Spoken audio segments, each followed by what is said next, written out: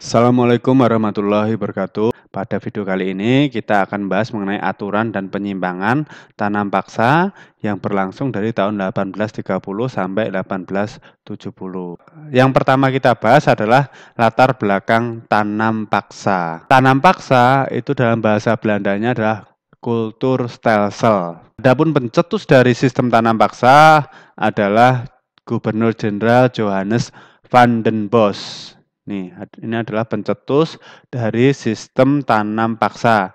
Johannes van den Bos menjadi Gubernur Jenderal Hindia Belanda dari 1830 sampai 1834. Jadi ini merupakan tokoh yang mencetuskan pelaksanaan sistem tanam paksa di Indonesia.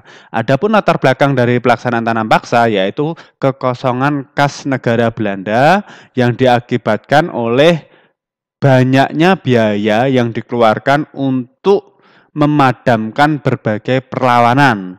Antara lain yang pertama ini adalah Perang Jawa yang menguras sekali uang kas Belanda. Perang Jawa itu berlangsung di Jawa, dipimpin oleh Pangeran Diponegoro dari tahun 1825 sampai 1830.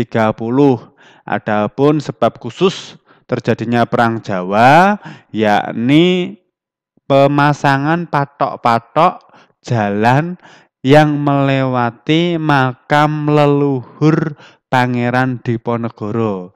Nah, Belanda ingin membuat jalan yang melewati makam leluhur Pangeran Diponegoro, akan tapi tidak izin terlebih dahulu terhadap Pangeran Diponegoro. Perang Jawa ini menghabiskan uang Belanda dikarenakan taktik yang diterapkan oleh Pangeran Diponegoro, yakni taktik perang gerilya ditanggapi oleh Belanda dengan menggunakan taktik benteng stelsel, yaitu mendirikan berbagai benteng untuk mempersempit gerak pasukan dari Diponegoro. Terus kemudian ada Perang Padri yang juga menghabiskan uang Belanda. Padri ini di Sumatera Barat, berlatar belakang awalnya adalah perang saudara antara kaum adat dengan kaum Padri. Kaum adat itu yang masih mencampur adukkan antara urusan agama dengan budaya. Sedangkan orang Padri, kaum Padri itu baru pulang dari Mekah, dari pulang haji, ingin memurnikan agama Islam. Dan juga Belanda harus mengeluarkan uang pada saat terjadinya perang di Belgia. Belgia itu pengen melepaskan diri dari Belanda. Ini merupakan latar belakang dari penerapan sistem tanam paksa yang ada di Hindia Belanda atau Indonesia.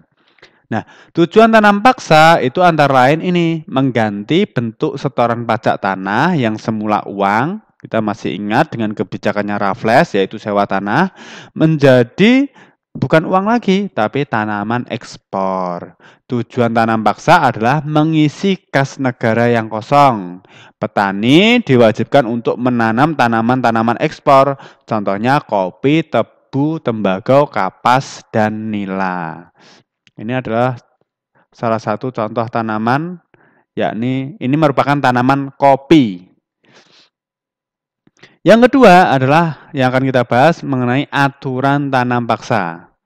Aturan tanam paksa antara lain yang pertama, setiap desa harus menyerahkan 1/5 lahan untuk ditanami tanaman ekspor. Kedua, tanah yang ditanami bebas dari pajak.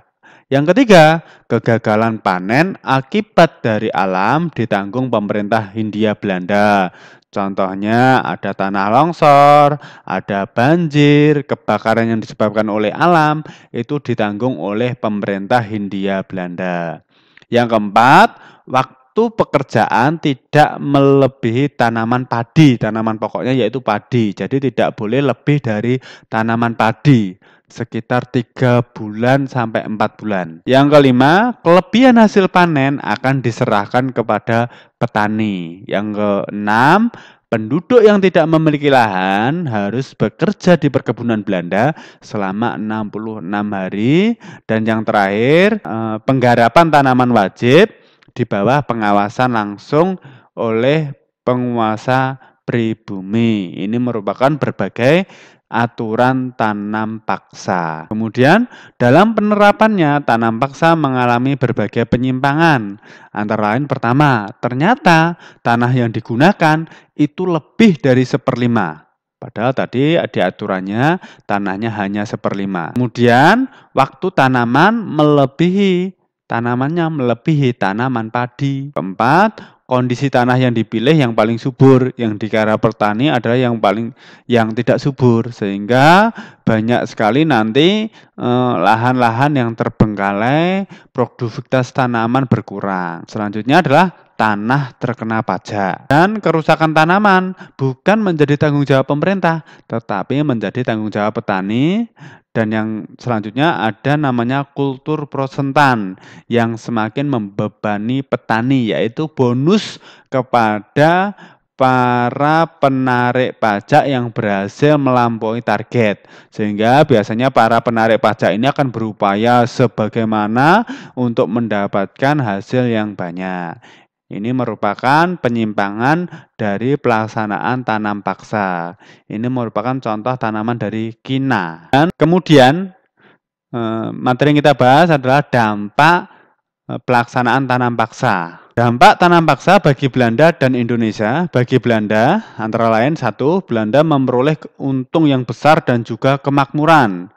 Selanjutnya, Belanda mampu melunasi hutang-hutangnya, dan yang terakhir adalah berhasil membangun kota Amsterdam sebagai pusat perdagangan dunia. Jadi Belanda sangat maju sekali gara-gara uang dari tanam paksa untuk membiayai kemakmuran Belanda.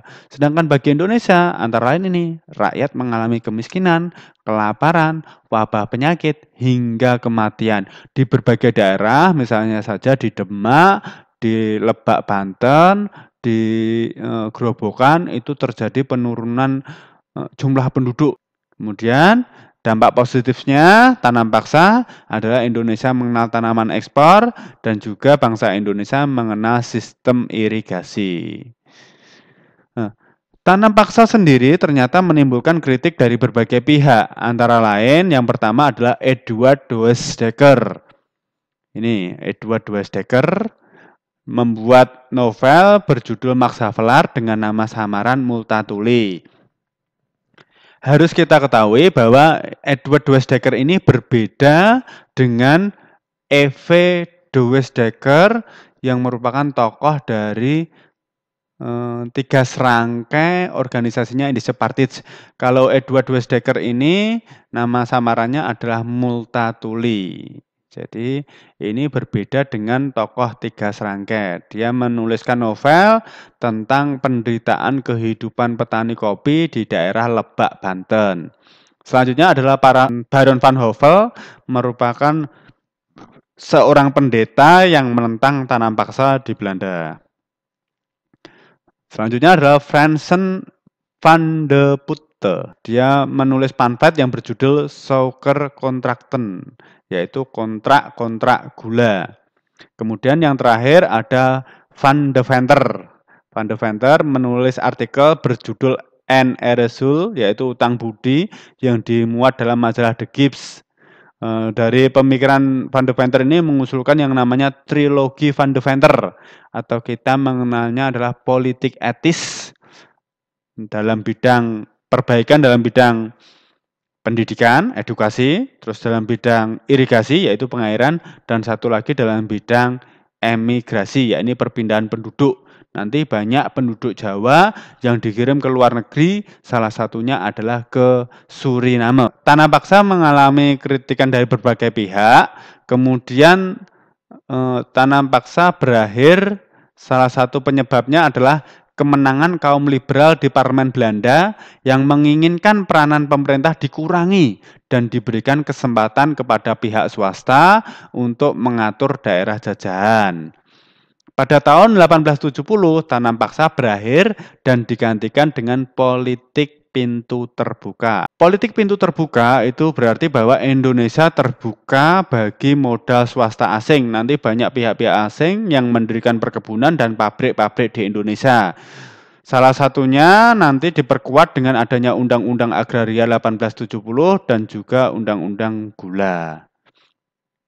Ini merupakan penghapusan tanam paksa tahun 1865 itu nilai teh dan kayu manis yang dihapuskan, kemudian 1866 tembakau, 1866 tebu, 1884 ini ada kopi, kopi yang paling terakhir dihapuskan. Sekian materi mengenai tanam paksa, semoga bermanfaat. Wassalamualaikum warahmatullahi wabarakatuh.